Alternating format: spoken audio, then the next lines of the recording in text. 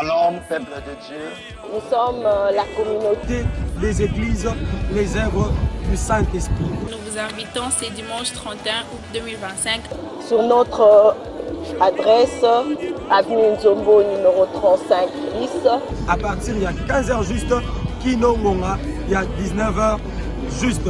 Alors, nous avons la grande campagne évangélique Oyo, Maman Elikamonango Topetem Ezali. Jésus-Christ et miracle, animé par notre prophète, le chef de terre comme nous l'appelons, le prophète Daniel Mwamba Tshishimbi.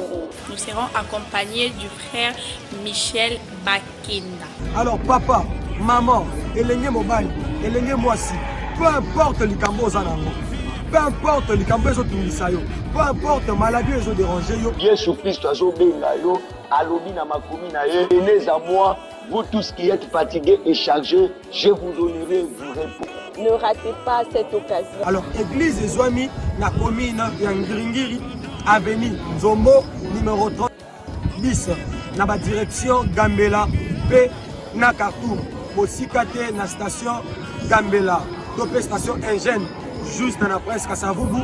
Venez vivre le miracle de Dieu avec le prophète Daniel Mwamba Tshishimbi et vous ne serez pas déçus.